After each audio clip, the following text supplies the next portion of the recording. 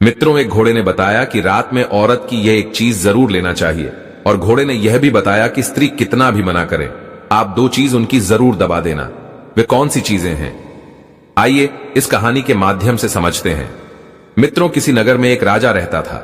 राजा तो बड़ा बुद्धिमान था, बहादुर था, प्रजापालक था, नीतिवाद था और धर्मक्रम में रुचि रखने वाला था। राजा और रानी में बड़ा प्रेम था, सब कुछ तो था, पर कोई संतान नहीं थी। यही बात सोचकर राजा और रानी दुखी रहते थे कि हमारे ना होने पर हमारे राज्य को कौन संभालेगा। एक दिन राजा के दरबार में कहीं से एक सन्यासी आ गया तो एक दासी आकर रानी के लिए यह खबर देती है कि हमारे यहां एक सन्यासी पधारे हैं, उनकी सेवा करके कुछ धर्म कमा लिया जाए। तब रानी उदास होती हुई बोली, दासी, हम तो दान धर्म करते करते थक चुके हैं, आज ये मेरा अंतिम दान और धर्म होगा। आज के बाद मैं कभी दान धर्म नहीं करूंगी। इतना कहकर रानी एक टोकरी में अनाज लेकर सन्यासी के पास जाती है, और वो अनाज सन्यासी की झोली में डालने के लिए जैसे ही आगे बढ़ती है तो रानी का दुख वह सन्यासी समझ जाता है। सन्यासी पूछता है, हे रानी, तुम्हें क्या दुख है? तुम्हें देखने से पता चलता है कि तुम किसी बात को लेकर बहुत दुखी हो।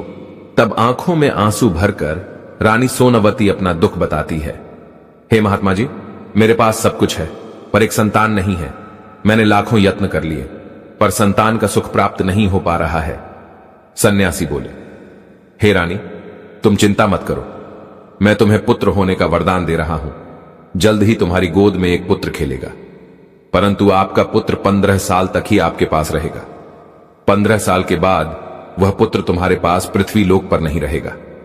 मित्रों, इतना कहकर सन्यासी ने अपनी झोली से कुछ भभूति निकालकर रानी को दे दी और कहा कि राजा और तुम मिलकर इस भभूति का सेवन करना, भगवान की कृपा से बहुत जल्द तुम्हारी कोख से पुत्र रत्न की प्राप्ति होगी। रानी सोमवती को वरदान देकर सन्यासी चला गया। सन्यासी के जाने के बाद रानी सोचने लगी, 14-15 साल ही सही, कम से कम 15 साल तक तो हमें पुत्र का सुख मिल ही जाएगा। कम से कम समाज के लोग मुझे बांझ तो नहीं कहेंगे, मेरे पति को निर्वंशियां तो नहीं कहेंगे।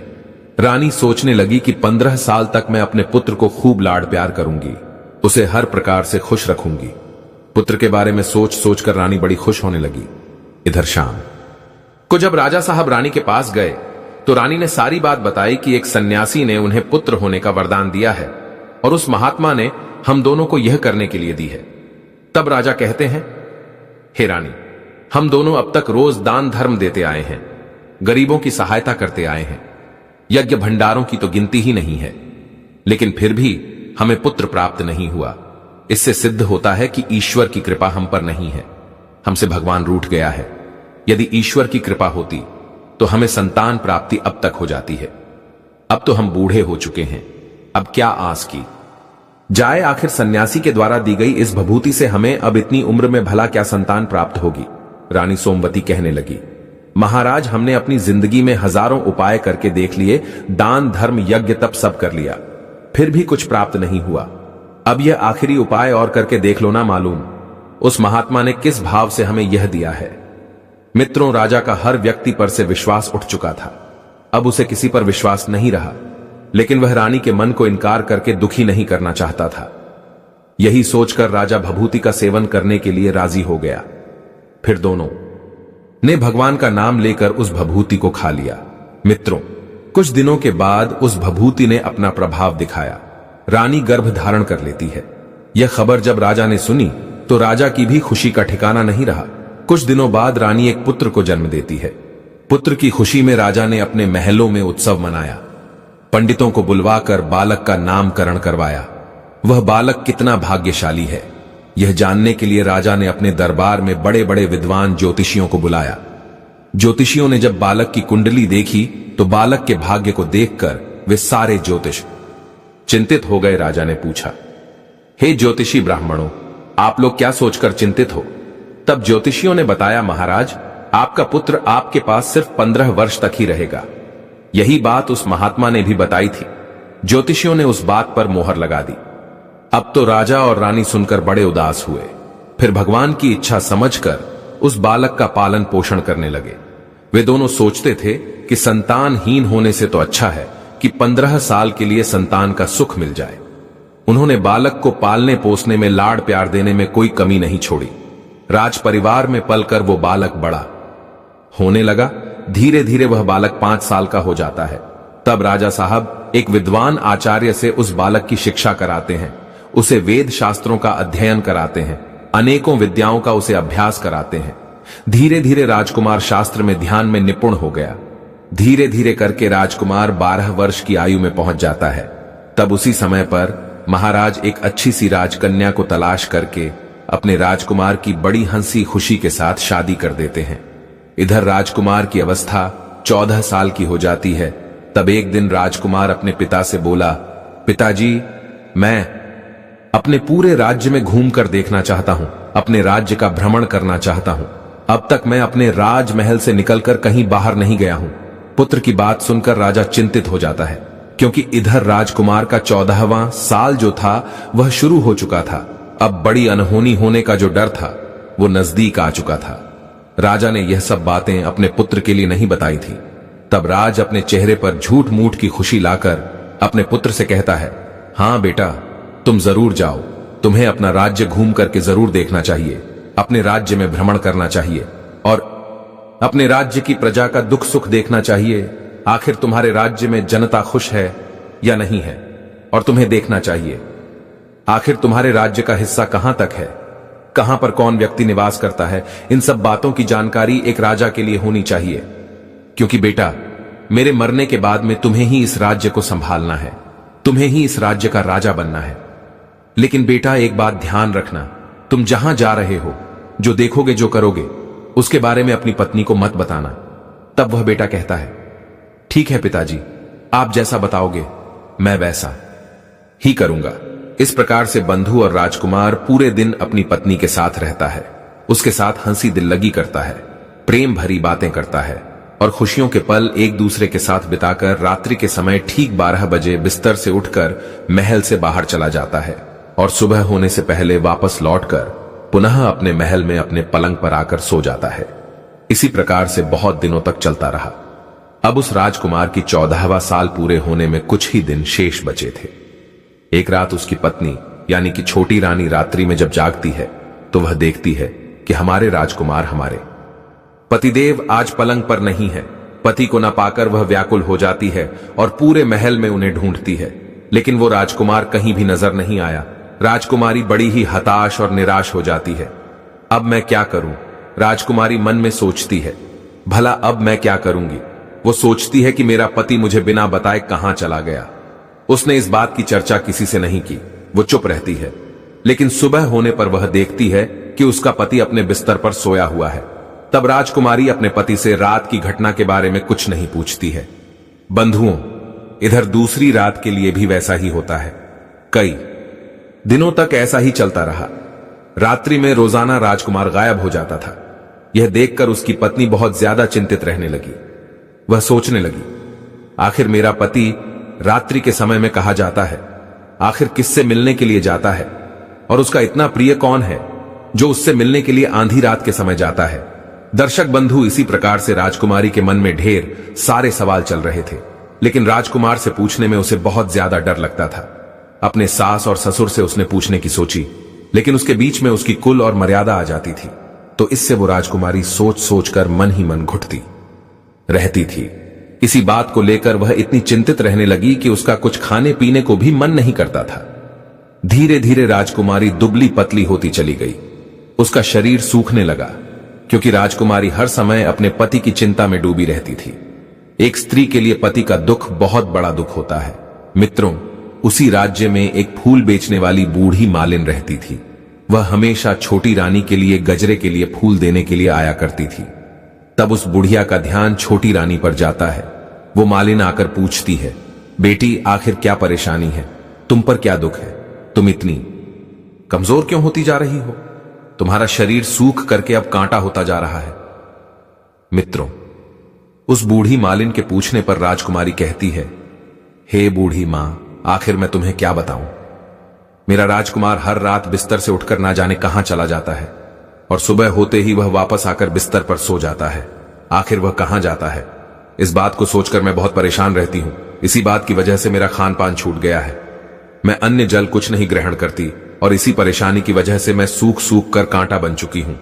राजकुमारी की पूरी बात सुनने के बाद मालिन राजकुमारी को एक उपाय बताती है कि बेटी तुम ऐसा करना, आज पूरी रात भर तुम सोना मत, तुम रात भर जागती रहना और जब राजकुमार कहीं को जाने लगे तो तुम राजकुमार के पीछे पीछे जाकर देखना कि वो कहां के लिए जाता है और किससे मिलता है और क्या करता है। आज रात्रि में जाकर तुम अच्छी तरह से अपने पति की पहरेदारी करना। तब राजकुमारी कहती है, हे बूढ़ी मां, यदि मुझे नींद आ गई तो फिर मैं क्या करूंगी? तब मालिन कहने लगी, हे राजकुमारी, तुम्हें नींद ना आए इसीलिए तुम यह काम करना, अपने सीधे हाथ की उंगली में एक जख्म बना लेना, उसमें थोड़ा सा नमक लगा लेना। उस नमक से तुम्हें बहुत पीड़ा होती रहेगी और उस पीड़ा की वजह से तुम्हें रात भर नींद नहीं आएगी। दर्शक बंधुओं, राजकुमारी बोली, ठीक है मां, मैं ऐसा ही करूंगी। मित्रों, उस रात राजकुमारी अपनी उंगली में जख्म बना लेती हैं और उसमें नमक लगा लेती हैं। उसकी उंगली में भयंकर पीड़ा होती है। पीड़ा की वजह से उसे रात भर नींद नहीं आती, लेकिन सुबह के समय जब पीड़ा शांत हो जाती है तो राजकुमारी फिर सो जाती है। दूसरे दिन फिर वह मालिन फूल लेकर राजकुमारी के महल में पहुंचती है और जाकर के पूछती है, बेटी, क्या तुम अपने पति के लिए देख पाई? आखिर तुम्हारा पति कहां जाता है? तो राजकुमारी जवाब देती है, नहीं बूढ़ी, मां में पीड़ा की वजह से आधी रात तक तो जागती रही, पीड़ा शांत होने पर मैं सो गई, मुझे नहीं पता कि मेरा पति कहां चला गया। तब बूढ़ी मां कहती है, बेटी कोई बात नहीं, आज तुम अपनी उंगली पर पहले से थोड़ा जख्म ज्यादा बना लेना और ज्यादा से ज्यादा नमक लगाना। दर्शक बंधुओं, दूसरे दिन उसी तरह से राजकुमारी रात में जागने का प्रयास करती है। दूसरी रात भी वह अपने पति को ठीक से नहीं देख पाई। उसने अपने पति को दरवाजे तक तो जाते हुए देखा, उसके बाद उसकी आंखें बंद हो गईं। वह अपने पति के पीछे नहीं जा सकी। अगले दिन वो मालिन के आगे रोने लगी, कहने लगी, हे मां, आज मैं अपने पति की चौकसी करने में फिर नाकाम रही। तब मालिन उसे धीरज बंधाती है कि बेटी, तू दुखी मत हो, भगवान तेरी मदद अवश्य करेंगे। तुम आज रात्रि के लिए अपने हाथ में जख्म और बड़ा बना लेना और उस पर कल से भी ज्यादा नमक छिड़कना। जब तुम्हारा पति रात्रि के समय तुम्हारे पलंग से उठकर के महल से बाहर जाने लगे तो उसी समय पर अपने पति का रास्ता रोककर अपने पति से पूछना कि तुम कहां जा रहे हो। दर्शक बंधुओं, उस बूढ़ी मां ने जैसा बताया था, राजकुमारी ने अगली रात वैसा ही किया। आज रात राजकुमारी के लिए बिल्कुल भी नींद नहीं आई। जब राजकुमार आंधी रात के समय महल से बाहर निकलकर जाने लगा तो वो राजकुमारी दौड़कर उसका रास्ता रोक लेती है और पूछती है कि आप कहां जा रहे हो और आप रात्रि के समय किससे मिलने जाते हो? आखिर ऐसा क्या काम है जो रात्रि के समय तुम जाकर करते हो? आज तुम्हें यह बात मुझे बतानी ही होगी। राजकुमारी के बार बार पूछने पर राजकुमार कहता है, हे प्रिय, यदि यह रहस्य मैंने तुम्हें बता दिया तो मैं तुम्हें दोबारा देखने को नहीं मिल पाऊंगा। तब राजकुमारी कहने लगी, कोई बात नहीं ना, मिल पाए सही, लेकिन आप आंधी रात के समय कहां जाते हो? यह बात मुझे जरूर बताओ। राजकुमारी की बात को सुनकर के राजकुमार बिल्कुल मजबूर हो जाता है। इधर राजकुमार की 14वां साल पूरा हो चुका था, 15वां वर्ष लग गया था। राजकुमार मन में सोचने लगा, अब भगवान की कृपा से जो होने के लिए है वह हो जाने दो। यही सोच करके वह कुछ अनाज के दाने मंत्रों से सिद्ध करने के बाद में अपनी पत्नी के हाथों में रखता है और कहता है, हे राजकुमारी, तुम इस अनाज को दोनों हाथों की मुट्ठी में पकड़ लो। पहले सीधे हाथ के अनाज को तुम मेरे ऊपर फेंकना, फिर उसके बाद में तुम्हें पता चलेगा कि मैं कौन हूं। उसके बाद तुम अपने टेढ़े हाथ का अनाज मेरे ऊपर फेंक देना, तब मैं उसी समय जैसा था ठीक वैसा ही हो जाऊंगा। अगर तुम टेढ़े हाथ की मुट्ठी का अनाज मेरे ऊपर फेंकना भूल गई तो फिर मैं तुम्हें कभी नहीं मिल पाऊंगा। मित्रों, इसके बाद में राजकुमारी पहले अपनी सीधी मुट्ठी का अनाज उस राजकुमार के ऊपर फेंक है तो देखती क्या है कि वह राजकुमार एकदम से एक बहुत सुंदर सफेद घोड़ा बन जाता है और देखते ही देखते राजकुमार तेजी से दौड़ लगाने लगता है। इधर राजकुमारी उस घोड़े को ध्यान से देखने लगी और वह यह भूल जाती है कि राजकुमार ने मुझसे टेढ़े हाथ के अनाज को मेरे ऊपर फेंकने को कहा था। राजकुमारी उस घोड़े को देखने में लगी रहती है। तब तक वह घोड़ा राजमहल के चारों ओर चक्कर लगाने के बाद वहां से चला जाता है और उसकी आंखों के सामने से एकदम से गायब हो जाता है। जब घोड़ा महल से बाहर चला जाता है तो राजकुमारी उसके लौटने का इंतजार करती है, लेकिन राजकुमार घोड़ा बनकर चला गया, वो लौटकर नहीं आया। अब राजकुमारी को अपनी करनी पर बड़ा पछतावा होता है। राजकुमारी स्वयं के लिए कोसने लगती है, स्वयं के लिए भला बुरा कहती है।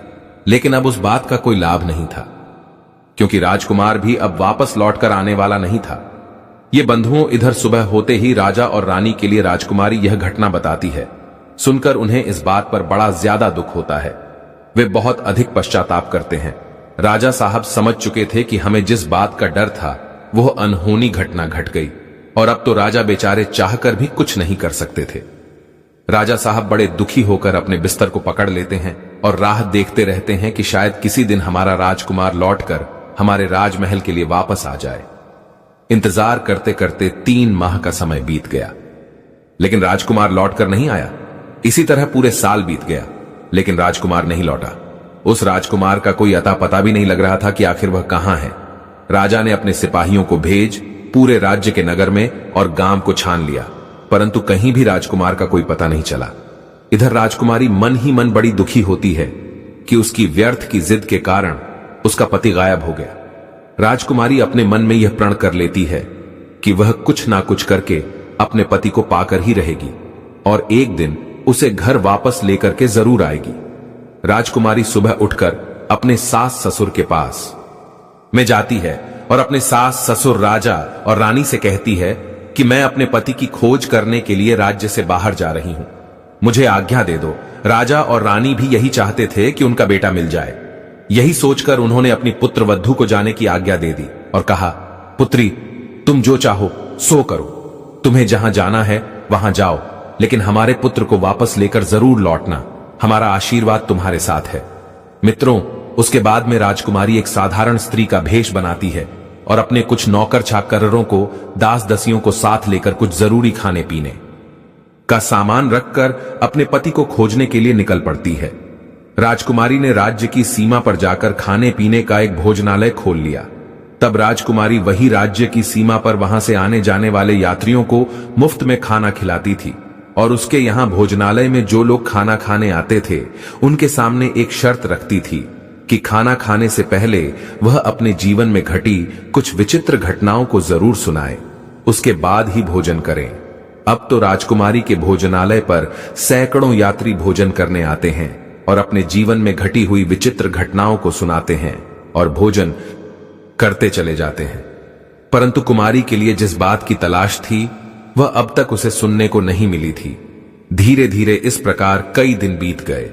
इसी दौरान एक घटना और घटती है जो रानी के महल में बूढ़ी मालिन रहती थी। राजकुमारी के लिए फूल लाती थी। उस मालिन का एक बेटा और बहू थे। उनका एक छोटा सा बच्चा था।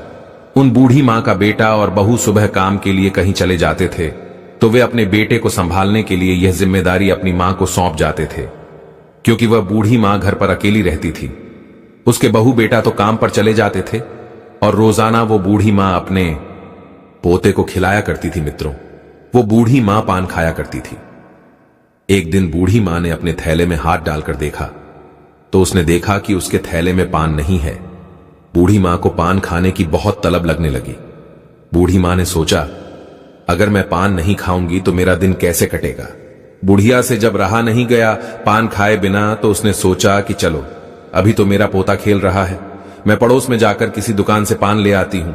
यही सोच करके वो बूढ़ी मां पड़ोस की दुकान पर पान लेने चली गई। जब बूढ़ी मां पान लेने के लिए गई थी तो पान लेकर के लौटते उसे देर हो गई। तब तक इधर बूढ़ी मां की बहू और बेटा शाम होने पर घर वापस आ चुके थे। तो उन्होंने देखा कि उनका बच्चा घर पर अकेला है और वह रो रहा है। अपने बच्चे को अकेला देखकर बेटा और बहू एकदम गुस्से में आकर लाल पीले हो गए और बूढ़ी माई के लिए मन ही मन भला बुरा कहने लगे। दर्शक बंधुओं, तब तक वो बूढ़ी मां पड़ोस की दुकान से पान लेकर घर पर आ गई। तब बूढ़ी माई के बेटे ने पूछा, मां, आखिर तुम हमारे बच्चे को छोड़कर कहां गई थी? तब बूढ़ी मां कहने लगी, बेटा, मैं पड़ोस की दुकान पर पान लेने गई थी। इस पर बूढ़ी मां का लड़का क्रोध में आकर कहने लगा, हे मां, आज के बाद तुम हमारे बेटे को घर पर अकेला छोड़कर नहीं जाओगी। तब बूढ़ी मां कहती है, ठीक है बेटा, आज के बाद मैं इसे छोड़कर नहीं जाऊंगी। दर्शक बंधुओं, दूसरे दिन के लिए वह बूढ़ी मां उस बात को भूल जाती है और फिर से पड़ोस की दुकान पर पान लेने चली जाती है। पहले दिन की तरह उसके के बहू बेटा जब काम करके वापस लौटे तो घर पर आकर देखते हैं कि फिर से उनका बच्चा घर पर अकेला खेल रहा है और रो रहा है। अब तो यह दृश्य देखकर बुढ़िया के बेटे की क्रोध की सीमा ना रही। इधर से बुढ़िया घर पर लौटकर आई तो उसके लड़के ने उसे डांट फटकार कर घर से बाहर निकाल दिया और घर का द्वार बंद कर लिया। बुढ़िया रात में घर के बाहर बैठी अकेली रोती रही। जब उनके बहू और बेटे ने दरवाजा नहीं खोला तो बुढ़िया रात के अंधेरे में वहां से आगे को जाने लगी। अंधेरा होने की वजह से रास्ता दिखाई नहीं पड़ रहा था। वो धीरे धीरे जंगल की ओर बढ़ती चली जा रही थी। तभी उसने देखा कि एक कपला गाय छमछम करती हुई सामने से आ रही है। गाय को देखकर बुढ़िया ने सोचा, अगर मैं इस गाय के पीछे पीछे जाऊंगी तो यह गाय मुझे किसी गांव में पहुंचा देगी। यही सोचकर कि वह बूढ़ी मां उस गाय के पीछे पीछे चलने लगी। गाय धीरे धीरे आगे को बढ़ती जा रही थी। कुछ दूर आगे जाने पर गाय एक बड़े से पत्थर के पास में जाकर रुक जाती है। वो उस पत्थर को अपने सींग से हटाती है। पत्थर के उस स्थान से हटते वहां पर एक पाताल में जाने का रास्ता खुलता था। वह गाय उस रास्ते से जमीन के अंदर जाने लगती है। बूढ़ी मां यह दृश्य अपनी आंखों से देख रही थी। बूढ़ी मां ने पीछे से उस गाय की पूंछ पकड़ ली। बूढ़ी मां भी उस गाय के साथ चलने लगी। पाताल लोक में पहुंचते ही उस बूढ़ी मां ने गाय की पूंछ तो छोड़ दी और वह इधर उधर देखने लगी। पाताल लोक का नजारा देखकर बुढ़िया एकदम चकित रह गई। उसने देखा कि वहां जगह जगह अनेक दीपक चल रहे थे। मरिया टिमटिम रही थी। उनसे अनेक प्रकार की रोशनी निकल रही थी। तभी थोड़ी सी रोशनी उस गाय पर पड़ती है। बुढ़िया देखती है कि वहां पर एक अद्भुत घटना घटती है। एक जंजीर आती है और गाय के गले में पड़ जाती है। उसी समय पर एक अदृश्य व्यक्ति आता है और वह उस गाय को दोहने लगता है। वह व्यक्ति गाय को तो दोह रहा था पर दिखाई नहीं दे रहा था। यह दृश्य देखकर बूढ़ी मां घबरा जाती है। बूढ़ी मां मन में सोचती है, आखिर मैं आज कहां फंस गई। बूढ़ी मां वहां छुपने के लिए कोई स्थान ढूंढती है मगर उन्हें वहां कोई छुपने के लिए स्थान नहीं मिलता है। बुढ़िया सोचते सोचते यहां वहां ढूंढते ढूंढते एक कोने में जाकर छुप गई और वहां का नजारा देखने लगी। कुछ समय के बाद वहां पर एक सुंदर सा भूरा घोड़ा आता है और वहां पर 2 कुंड बने हुए थे। उनमें से एक कुंड में घोड़ा कूद पड़ता है। कुंड में कूदकर जब वह घोड़ा बाहर निकलता है तो वह बहुत सुंदर राजकुमार बन जाता है। राजकुमार बनने के बाद में उसने दूसरे कुंड में स्नान किया और वहां पर रखे हुए अपने नए वस्त्र पहने और थोड़ी दूर पर एक पलंग बना हुआ था। वो राजकुमार उसी पलंग पर जाकर बैठ जाता है। फिर उसके सामने अचानक से एक सुंदर भोजन की थाली आती है। वह राजकुमार उसके बाद में आकर के उसी पलंग पर बैठकर भोजन करता है। मित्रों, राजकुमार के कक्ष में एक तोता रहता था। वह तोता भी बड़ा सुंदर था। वह राजकुमार के सामने आकर बैठ जाता है। तब वह राजकुमार उस तोते से पूछता है, हे तोता, तुम मुझे यह बताओ कि मेरे माता पिता पृथ्वी पर क्या कर रहे हैं। तब वह तोता राजकुमार को बताता है कि हे राजकुमार, पृथ्वी लोक पर आपके माता पिता इस समय बहुत दुखी हैं। वे अपने बेटे को लेकर बड़े चिंतित रहते हैं।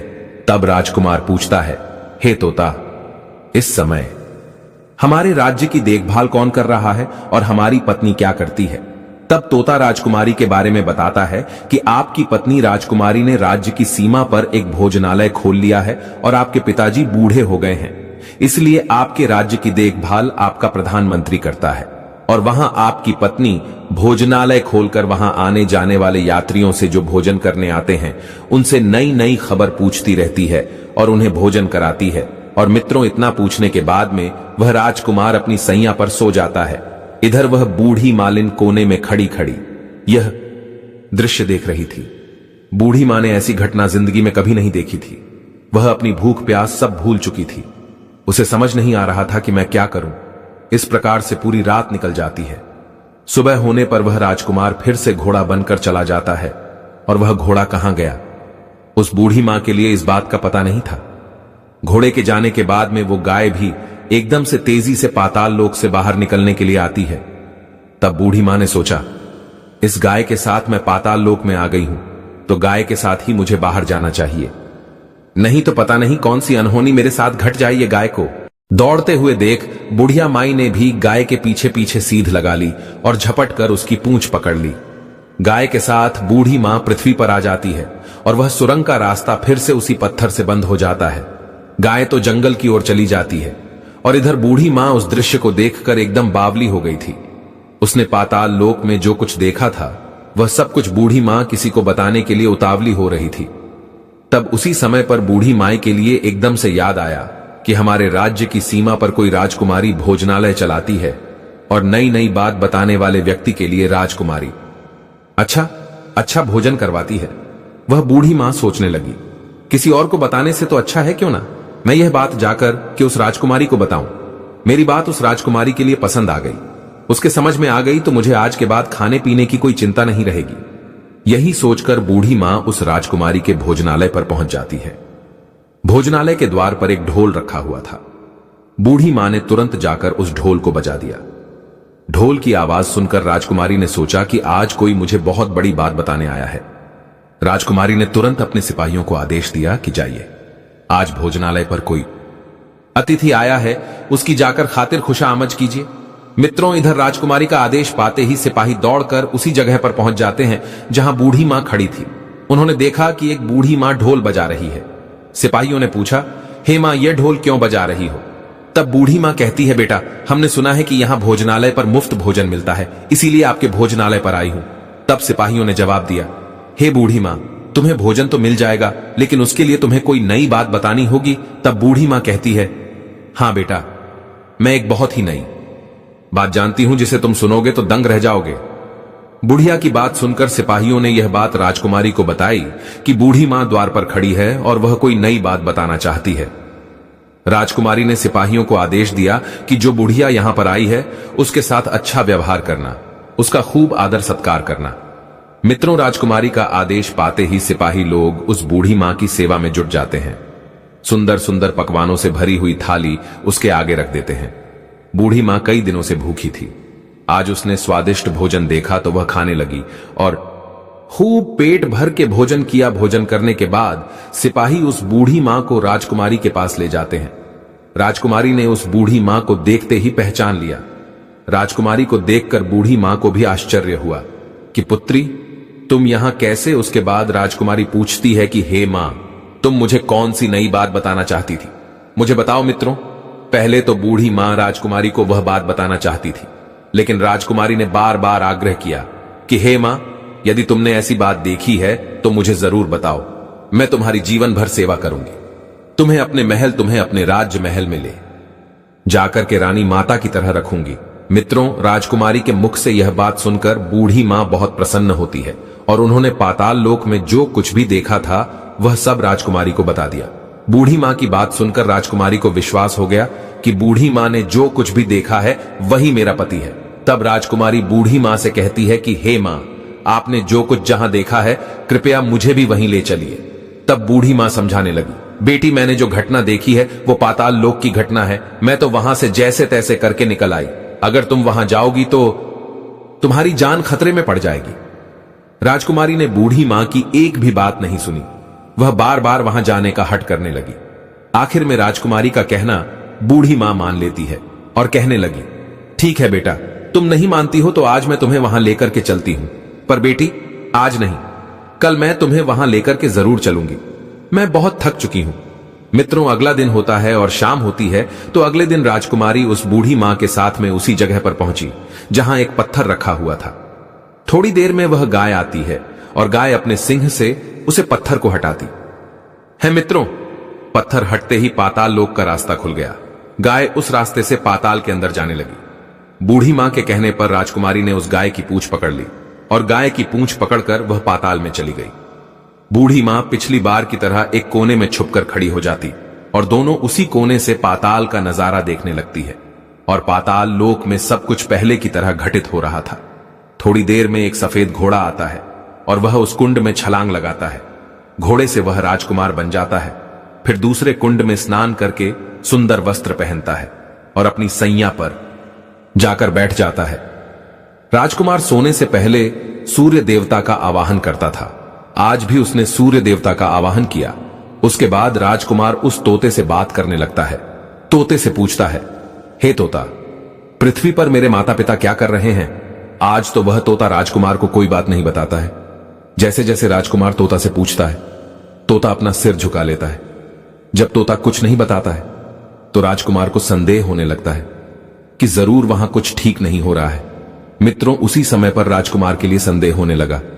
राजकुमार ने तोते से बात करना बंद कर दिया और अपने बिस्तर पर सो गया। इधर बूढ़ी मां और राजकुमारी यह दृश्य देख रही थी। राजकुमारी का संयम छूटता जा रहा था। वो एकदम से भागकर अपने पति के पास पहुंची, जो कि राजकुमार के रूप में उस पलंग पर लेटा हुआ था। राजकुमारी अपने पति के पैर पकड़ने के लिए आगे बढ़ती है तो राजकुमार अपनी पत्नी को देखकर पहचान लेता है। वह एकदम से पीछे हट गया और चिल्लाने लगा, नहीं राजकुमारी, तुम मुझे मत छूना वरना सर्वनाश हो जाएगा। तभी उसी समय पर राजकुमारी अपने दोनों हाथों को जोड़ करके राजकुमार से अपनी भूल पर, अपनी करनी पर पश्चाताप करती है, क्षमा मांगती है। राजकुमारी कहने लगी, हे स्वामी, मुझसे बड़ी भूल हो गई थी। मुझे उस समय आपसे वह बात नहीं पूछनी चाहिए थी कि आप रात में कहां जाते हैं। इसलिए हे प्यारे, आज मैं अपनी गलती पर पछता रही हूं और अपनी भूल स्वीकार करती हूं। राजकुमार, मुझे मेरी भूल की सजा मिल चुकी है। अब कृपया करके आप मेरे साथ घर चलिए। आपकी चिंता करते करते आपके माता पिता ने अन्न जल भी ग्रहण करना छोड़ दिया है। उनका शरीर सूख कर कांटा हो चुका है। आपके बिना आपकी प्रजा भी बहुत दुखी रहती है। तुम्हारे बिना राजकुमार, सारे नगर के लोग बड़े परेशान रहते हैं। आपके बिना आपकी प्रजा खुशहाल नहीं है, वह बहुत अधिक दुख भोग रही है। तब राजकुमार कहने लगा, तुम बहुत बड़ी गलती कर बैठी हो। अब दोबारा गलती मत करना, नहीं तो जो कि मैं तुम्हें दिखाई दे रहा हूं, फिर मैं कभी तुम्हें दिखाई भी नहीं दूंगा। राजकुमार की बात सुनकर राजकुमारी जोर जोर से रोने लगती है। थोड़ी देर बाद राजकुमार के मन में कुछ दया आती है। राजकुमार कहता है, हे प्रिय, यदि तुम मुझे वापस पाना चाहती हो तो तुम्हें एक काम करना होगा, और यह काम बड़ा कठिन है। इस काम को तुम्हें अकेले ही करना पड़ेगा। रानी ने जवाब दिया, कहिए स्वामी, चाहे तुम्हारे लिए कितना भी कठिन काम हो, मैं वह काम अवश्य करूंगी मित्रों। इसके बाद में राजकुमार ने उसे बताया कि हे राजकुमारी, इस पाताल से ऊपर जाते ही तुम्हें एक बहुत बड़ा घना जंगल नजर आएगा, और ऐसे 6 जंगल पार करके 7वां जंगल जब मिलेगा, उस जंगल में वह जंगल सबसे ज्यादा घना होगा। उस जंगल के बीचों बीच में एक पीपल का वृक्ष है। उसके आसपास की जगह की झाड़ियों को तुम काट कर फेंक देना और उस जगह को साफ सुथरा कर देना। उस वृक्ष के पास में अनेकों प्रकार के प्राणियों की सभा लगती है। शेर, चीता, भालू, बंदर, अनेकों पशु पक्षी वहां पर रहते हैं। उन समस्त जानवरों को वहां से भगाकर तुम उस जगह को साफ कर देना, उसको गोबर से लीप पोत देना और गंगा जल से पवित्र कर देना। फिर तुम वहां पर बहुत सुंदर रंगोली बनाना। फिर उस जगह पर बैठकर पूजा पाठ करना। फिर उसके बाद में उस वृक्ष की भी पूजा करना। यह काम तुम्हें दोपहर से पहले करना है। दोपहर से पहले ही तुम्हें उस जगह पर बैठकर सूर्य नारायण का आवाहन करना है, उनका जप करना है। दोपहर से पहले उस स्थान पर सूर्य देवता उतरेंगे। तब भगवान सूर्य देव उस जगह को देखकर प्रसन्न हो जाएंगे और कहेंगे कि जिस किसी ने भी यह सब किया है, उस व्यक्ति को मैं मनचाहा वरदान दूंगा। तो तुम सूर्य देवता से उनके रथ का दाहिना घोड़ा मांग लेना, और सूर्य देव जब हां कह दे, उसके बाद मैं तुम्हें मिल जाऊंगा। दर्शक बंधुओं, इतनी बात कहने के बाद राजकुमार अपने ही पलंग पर सो गया और इधर रानी भोर होने की राह देखने लगी। भोर होते ही वह बुढ़िया के साथ में गाय की पूंछ पकड़कर पाताल लोक से बाहर आ गई। ऊपर आने के बाद में राजकुमारी बूढ़ी माई से कहने लगी, अम्मा, अब मैं यहां से अकेले ही आगे के लिए जाऊंगी। अब तुम ऐसा करो, जहां पर मेरा भोजनालय है तुम वहां चली जाओ मित्रों। इधर राजकुमारी आगे के लिए चल देती है और कई जंगलों को पार करती हुई वह 7वें जंगल में पहुंच जाती है, जो राजकुमार ने बताया था।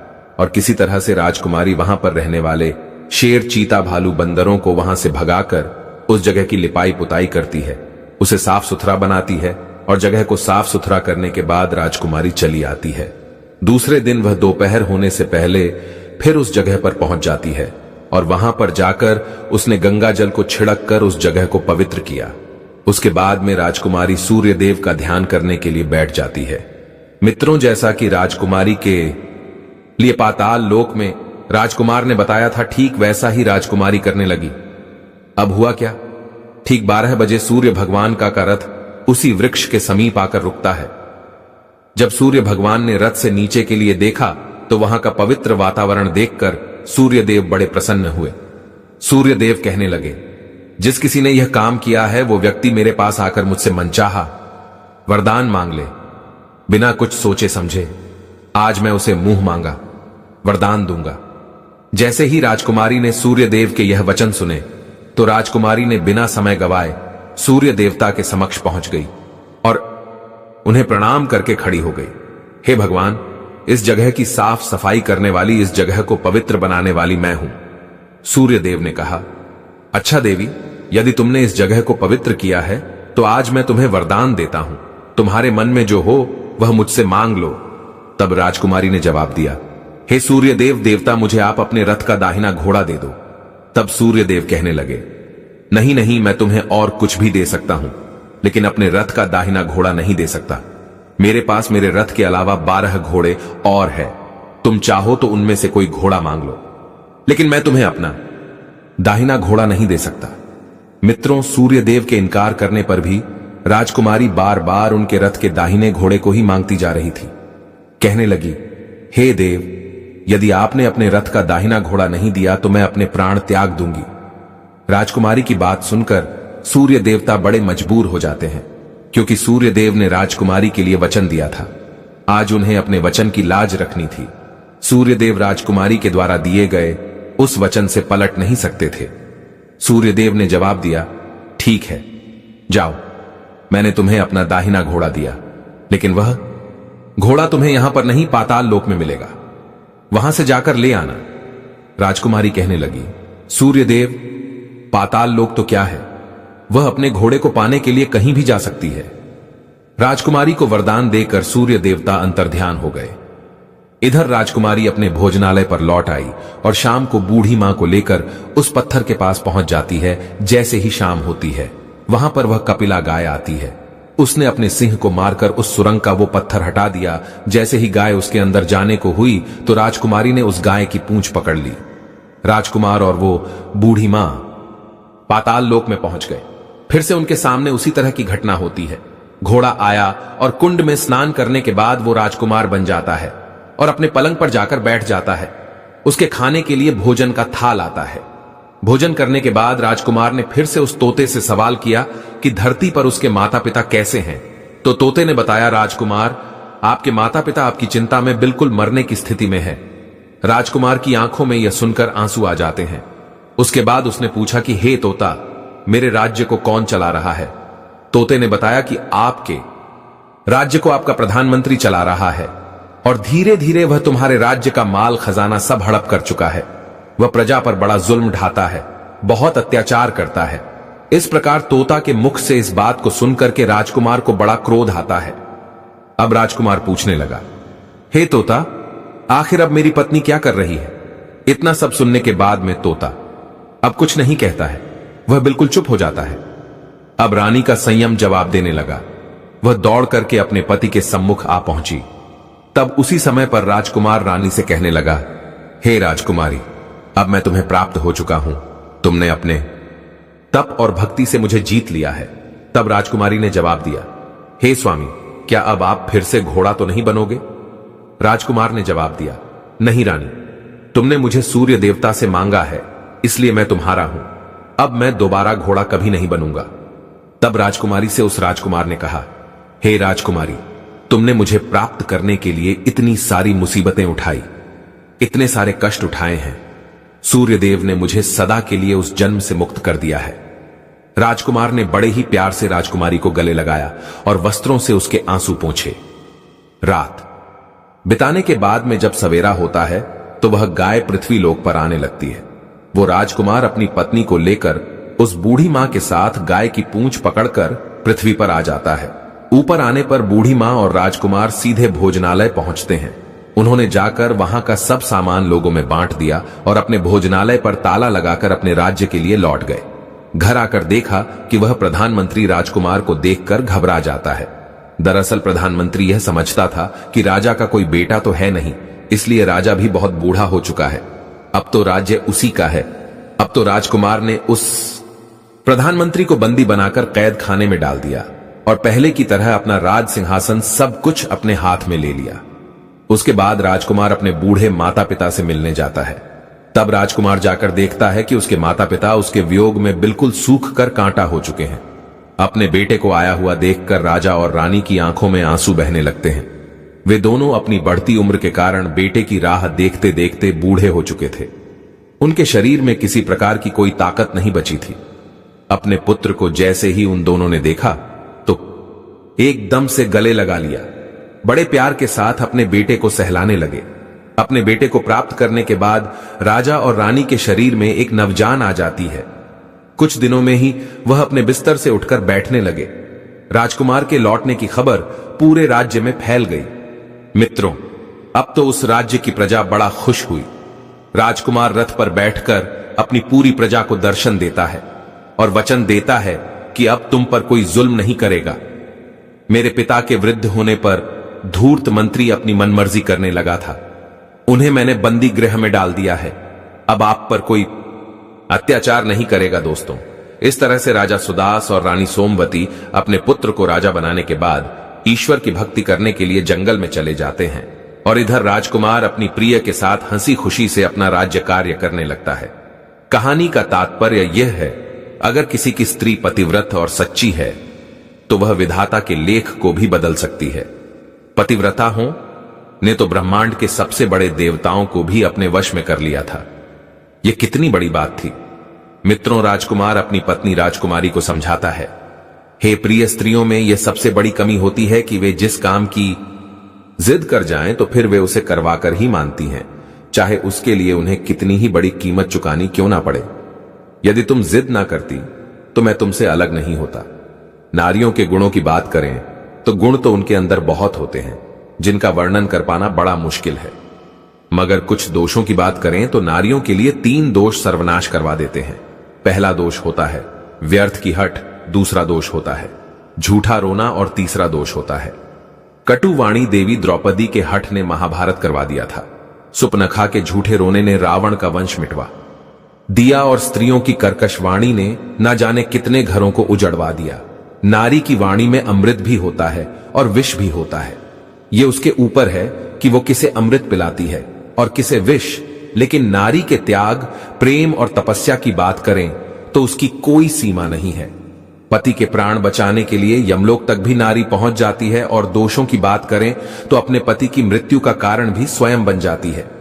मित्रों, लास्ट में आपको ये कहानी कैसे लगी कमेंट में ज़रूर बतलाएं। तो आइए, इस वीडियो को हम लोग पूरा एंड तक देख लिए हैं। अगर चैनल पे नए हैं तो लाइक कीजिएगा, सब्सक्राइब कीजिएगा, बेल आइकन दबाइएगा। तो इस वीडियो पे काफ़ी अच्छी कहानी है, तो इस वीडियो को एंड तक देख लिए तो लास्ट में कमेंट बॉक्स में ज़रूर बतलाएं। चले आइए, वीडियो को पूरा एंड तक देखने के लिए बहुत बहुत धन्यवाद आप लोगों का।